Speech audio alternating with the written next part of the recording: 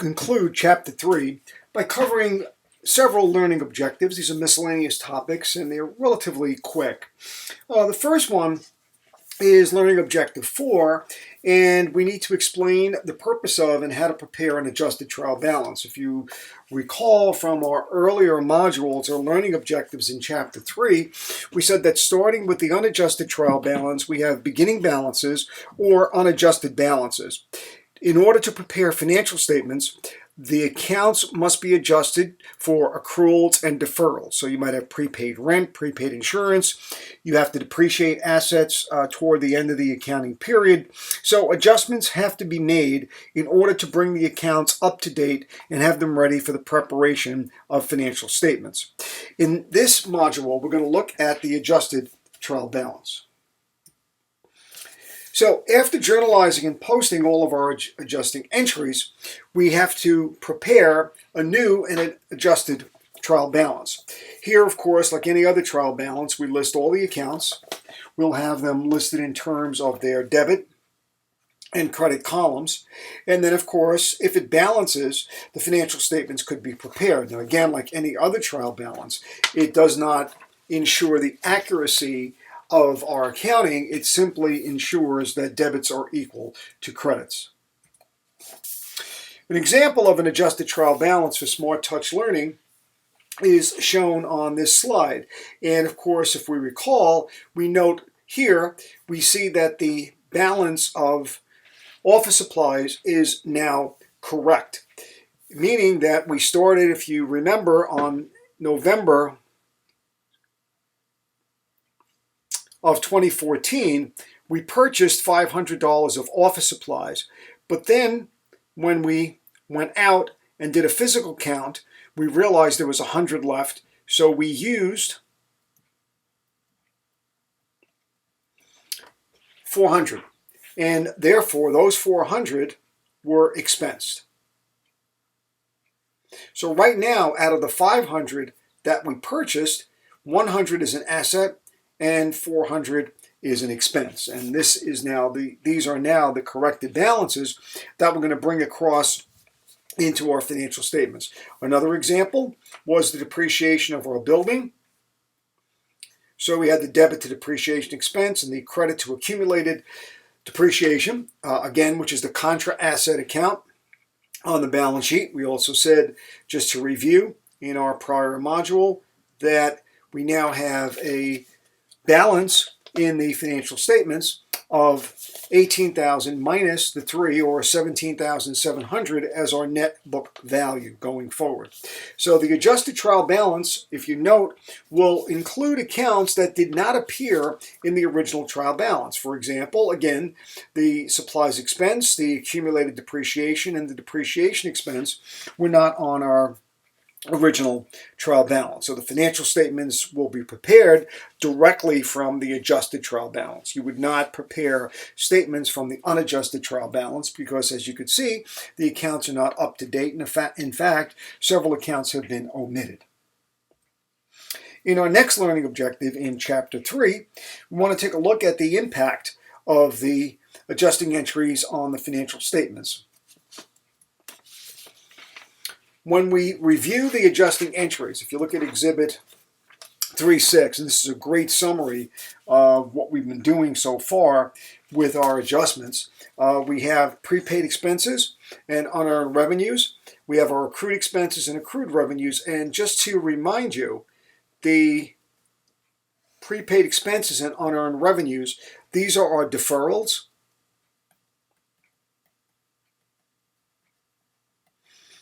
Again, these are needed to properly reflect revenues and expenses and balance sheet account balances under the accrual basis. And of course, we have our accruals.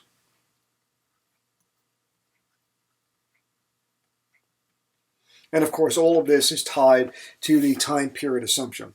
So just to review, prepaid expenses, sometimes known as deferred expenses, or advance payment of expenses. You record them typically as an asset, and therefore the asset is overstated. And as a result, the usage has to be reflected in the adjusting entry by debiting the expense, showing the use of the asset, as a reduction of revenue as resources are consumed, and we credit the asset. And notice that for depreciation, we do not credit the asset directly. We credit the contra account, accumulated depreciation. And as we said, the contra account is used for depreciation for one very important reason. Number one, the significance or the materiality of planned assets. So a building or a piece of factory equipment is extremely significant and quite material to the financial position of most organizations. And as a result, because depreciation is only an estimate, we're not going to reduce the asset directly. Historical cost is preserved. That is the only factual information that we have. And then, of course, realizing that depreciation is an estimate and those estimates can be changed, we maintain a separate accumulated depreciation account to record the estimated depreciation. So accumulated depreciation is a contra asset, and that is credited. We do not credit the asset directly, but for less significant or less material items such as prepaid rent or prepaid insurance, we would have the asset credited or reduced directly. Now, if the entries are not made to understand the impact, if the adjusting entries are not made, you have understatement of expenses and overstatement of income. And of course, on the balance sheet, you have assets overstated and equity is overstated as well. And again, let me go to the whiteboard for you to show you that, once again, just everything goes back, although we don't use it directly now as our recording device for business transactions. You would need to understand that if you did not adjust for prepaid expenses,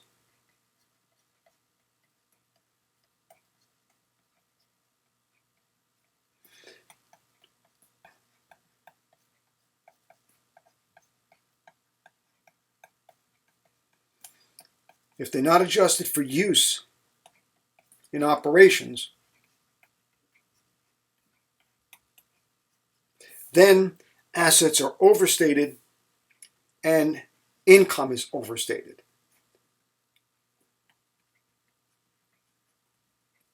which increases equity.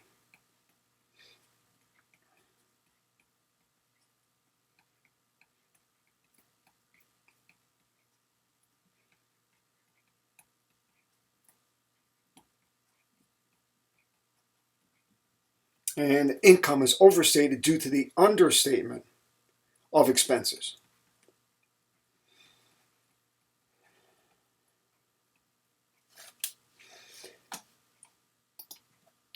The next type of deferral or adjustment are unearned revenues. And these are advanced collections of revenues. Now, when we say advanced collections, we must realize that this means that you've collected in advance for, let's say, a consulting project, construction project, subscriptions, insurance, or rent received in advance. When you collect something in advance, it is a liability. And just to be sure, I know I mentioned this, but when you pay something in advance, you have an asset because you have the right to use services or goods if you pay for them in advance. If you collect them in advance, you have a liability or an obligation to perform. The adjusting entry, as either time passes or as the goods and services are delivered, and the same is true here, incidentally, that these expenses could be incurred as the products are being used up or as time passes. Here, the liability is paid in a sense as you provide the service or the goods to the customer that paid you in advance. If you do not make that entry, liabilities are overstated, equities understated because you have a understatement of revenues and income. Going back again to the whiteboard, if we now use the accounting equation for analysis purposes, if you look at the deferred or unearned revenue, and again, if not adjusted for use in operations, here, if not adjusted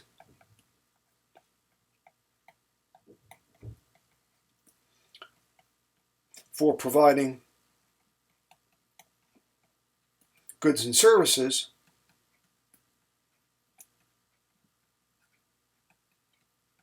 the effect on the accounting equation would be you'd have an overstatement of liabilities and an understatement of equity because income is understated.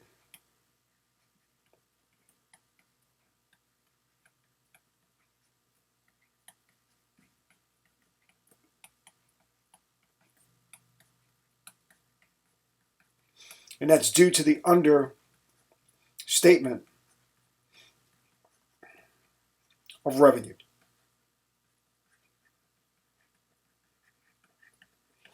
Okay. Now again, the key with deferrals. So again, we're talking about deferrals here. Is that you're adjusting pre-existing accounts. So in order to ensure that these accounts are correct for the purposes of preparing financial statements, if they're not adjusted, these are the effects. But to adjust them, we have to adjust pre-existing accounts. And those pre-existing accounts are typically assets and liabilities, prepaid assets and unearned revenues, which are, again, obligations. So those are the effects of not adjusting the deferrals. Now, for accruals, accrued expenses are expenses incurred, not paid, but not recorded. And the key is that these have not been recorded. The difference now with deferrals is that accounts are on the books or are recorded. Here, with accruals,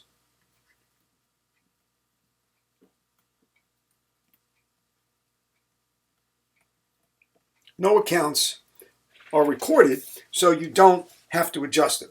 So an accrued expense is an expense that is incurred but not paid, and in order to accrue that expense, you debit the expense account and you credit the liability. So for example, you receive a bill for utilities. That utility bill has to be recorded. You didn't know what the utilities were until you received the bill. You debit utility expense, credit the utilities payable. Back to the whiteboard.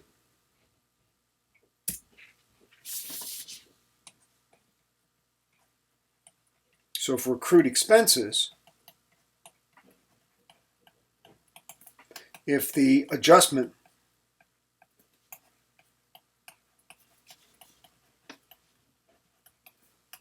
is not made, again looking at the accounting equation,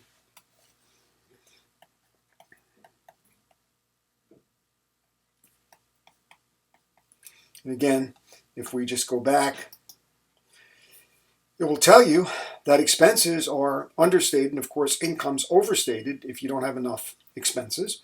And of course liabilities will be overstated on the balance sheet, as well as liabilities would be understated, on the balance sheet, as well as an overstatement of stockholders' equity.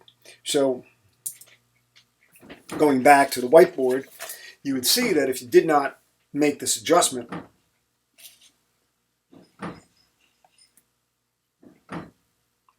you'd have an understatement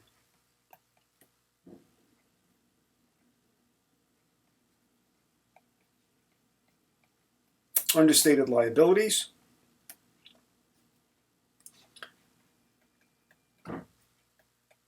understated expenses, and therefore overstated income. So in order to remedy this, you have to debit an expense and credit the liability. Okay, liability is not recorded.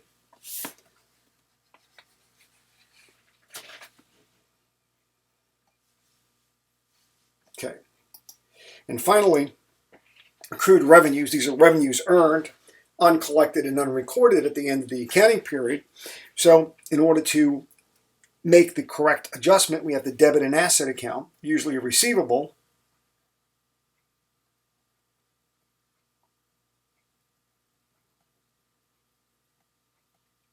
and credit revenue. If you do not make the adjustment, again, we're talking about not making the adjustment, on the balance sheet, assets and equity are understated, and on the income statement, revenues and net income are understated. So to see this again on the whiteboard, if we go to accrued revenues,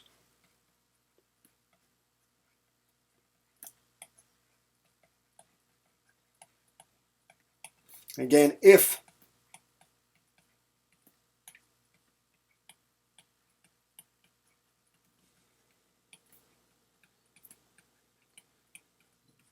that adjustment is not made,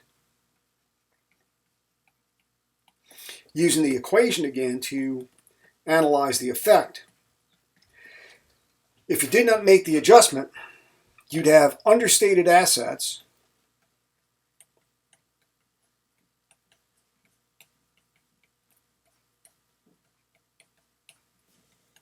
and therefore understated equity. Equity is understated because revenue is understated,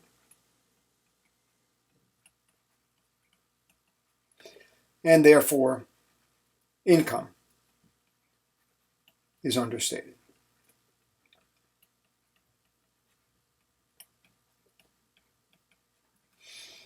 So this is a great summary. I mean, to go back and to use this to summarize, let me get back to the summary in Exhibit 3.6. This is a really, really good summary, and I think something that you should rely on when you need to understand the nature of the adjustments as well as the impact on the financial statements if the adjustments are not made.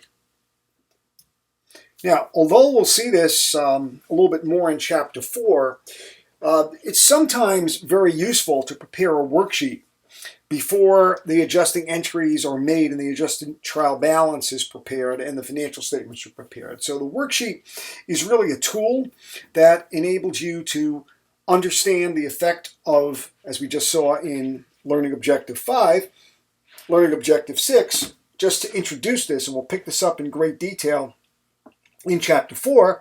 But when you look at the worksheet, you have to understand it is not a financial statement. It is a tool to help you visualize and to understand the effects of the adjustment process. So it's not a financial statement. It will help us prepare adjusting entries and the adjusted trial balance, and eventually it will flow into the financial statement preparation.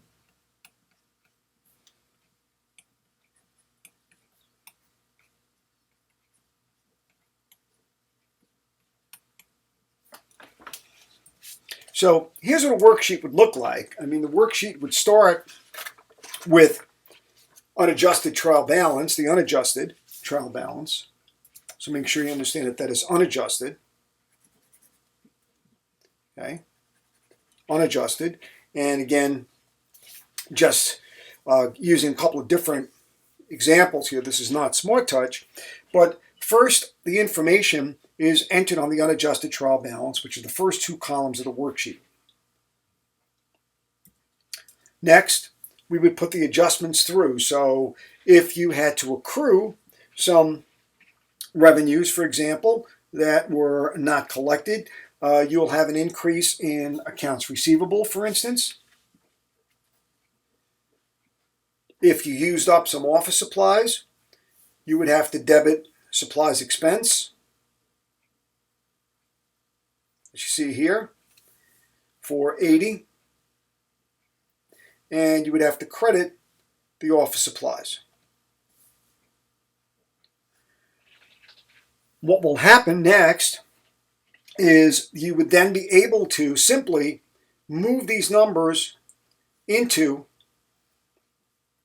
the adjusted trial balance column. Now again, this is before you actually make the formal adjusting journal entries. This is before you would actually post those to the T accounts and before you prepared the true adjusted trial balance. So finally, when you extend or crossfoot means you would add a cross, you'd bring the numbers into the adjusted trial balance. Now again, the good thing about doing this, or the benefit, is that you see the effects of adjustments before you actually make the entries or before you enter them into your accounting information system or into your ledger. And of course, as long as debits equal credits down here, we are at least assured of the equality of debits and credits, not necessarily the accuracy. Finally, in the appendix to Chapter 3, there are some alternatives to recording various adjustments, and the adjustments here, these alternatives only apply to deferrals.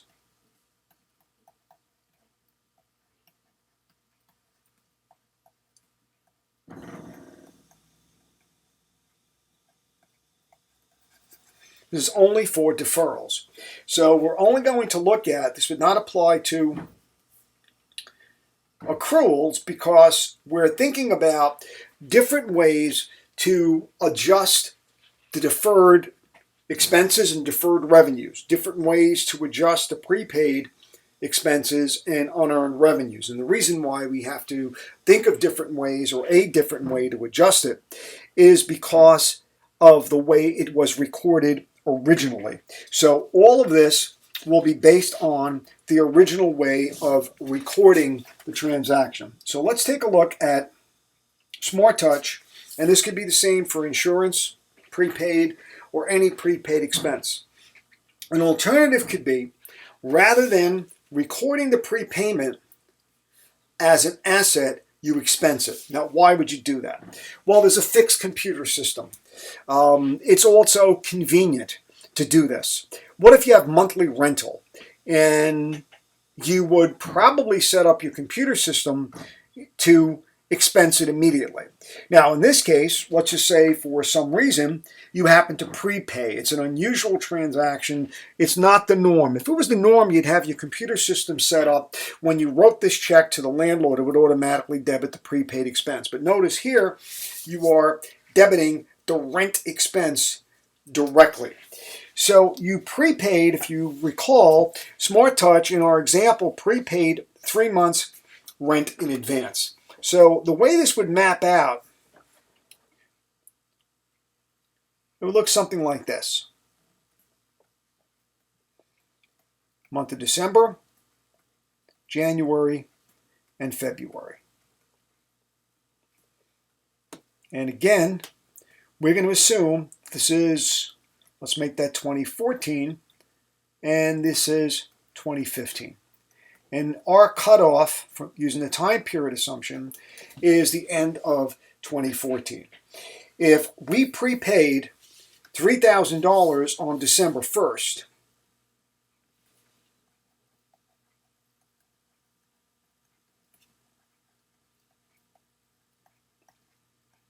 for 3 months, and that was done on December 1. That means that each month we're going to use up $1,000 of that rental. So on December 1st, we paid for the right to occupy office space or a storefront for 3 months. We paid $3,000. It's $1,000 a month. So that at the end of 2014, you have an expense because you used up 1 month, and you have a $2,000 asset because you still have the right to occupy this office space for another 2 months. So $2,000 is still an asset in 2014. Although it's used in 2015, it's an asset in 2014. And you have an expense in 2014 of $1,000. But notice here, it shows that you have an expense of 3. So what we have to do is reduce the expense to 1,000 and record the asset of 2. So the adjusting entry now would be to debit the prepaid rent and credit the rent expense. And the results are exactly the same, that essentially when you look at the results, you have an asset on your books of 2,000 and you have an expense of 1,000. So that if we look at the T accounts now, after making that adjustment, you originally expensed 3, the adjustment credits it for 2,000, so the expense is 1,000. And the prepaid rent, the asset, is going to be 2,000. And that's the effect of posting that adjustment. So by posting it, we debit prepaid rent and credit rent expense, and the results are the same as we saw earlier in the chapter. Unearned revenues or deferred revenues. Deferred revenues could be treated alternatively.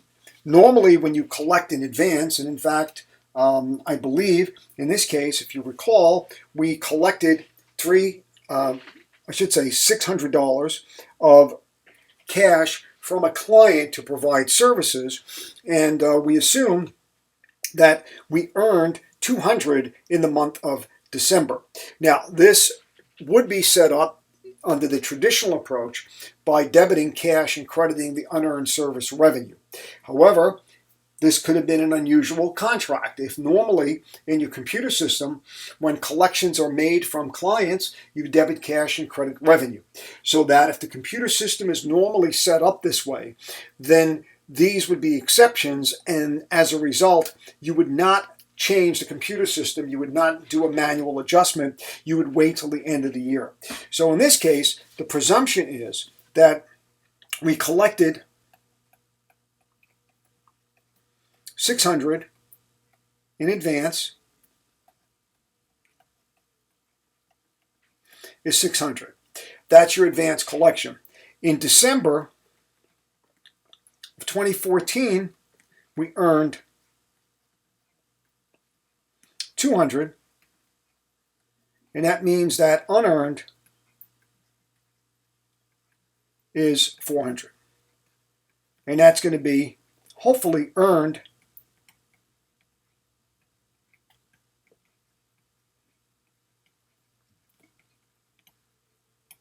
in the next year.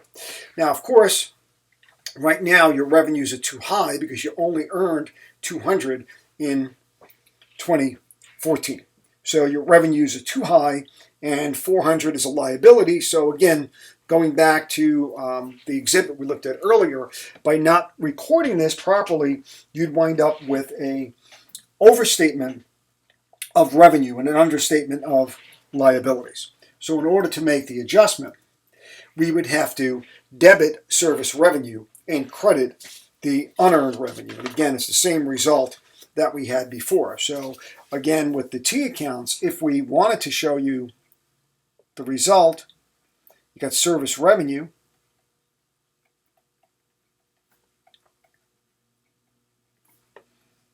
which is the income, and then the unearned or deferred, which is the liability. And we originally recorded the $600 as revenue. The adjustment is to debit that account for $400 to leave you with the $200 balance of revenue earned in 2014, and the adjustment also creates the liability of $400. So by posting this, we debit service revenue. So now the balance is correct for the amount that we've earned in 2014, and we also credit unearned for $400, which is the amount that we still owe, or the service that we still owe to the customer.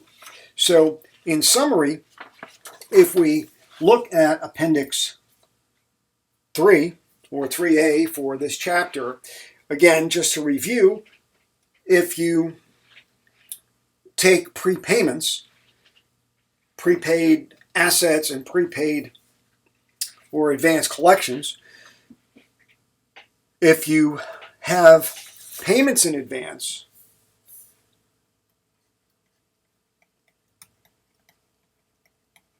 and collections in advance, these are your deferrals.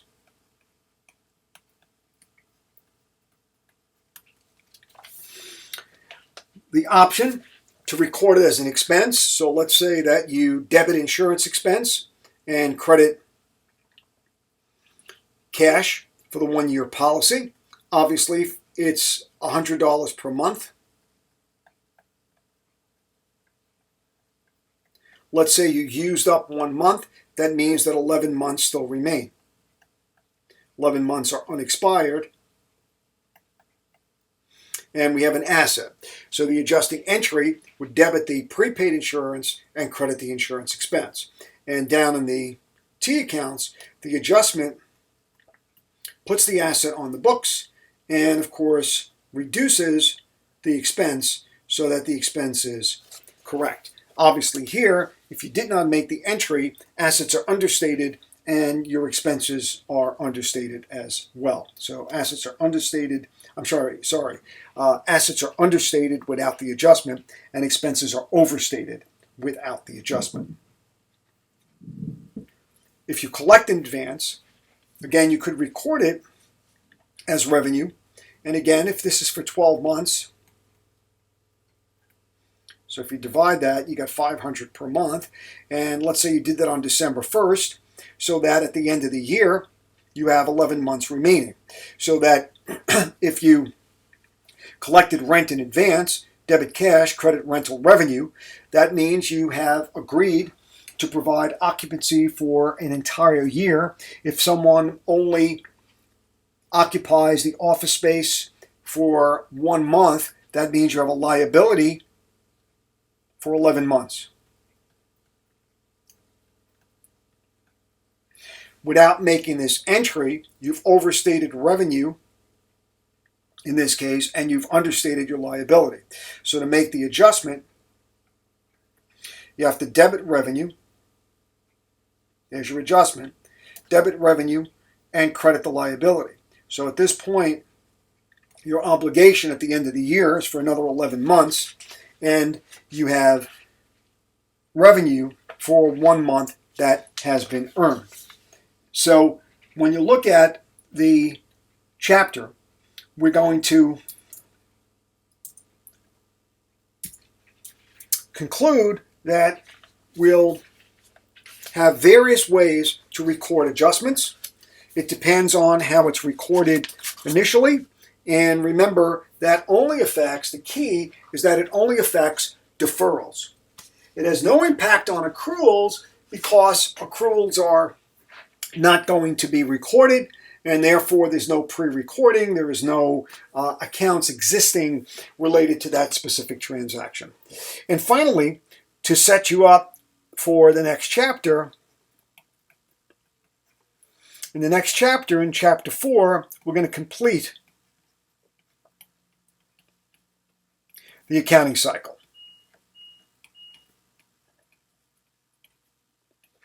So right now we have transaction,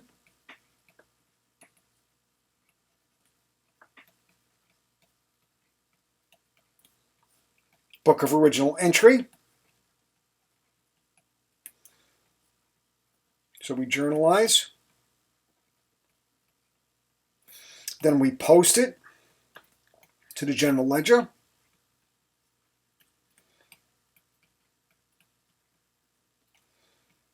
And that's going to be in the form of T accounts.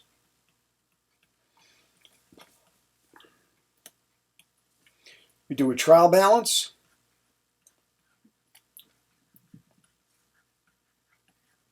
Which is unadjusted. Then we move to the adjusted trial balance.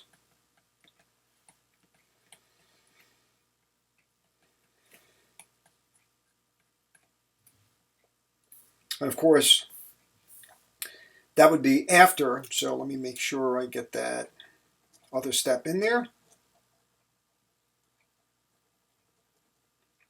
We're over adjusting entries.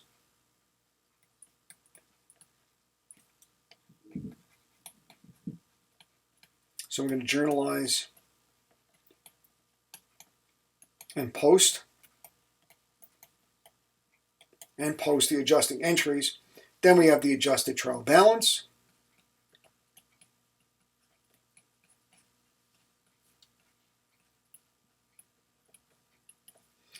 and then the financial statements.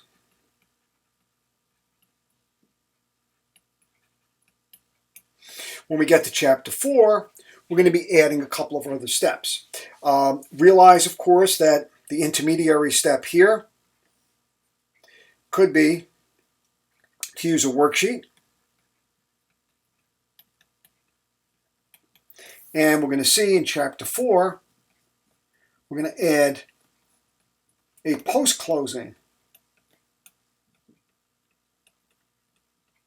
trial balance and closing entries.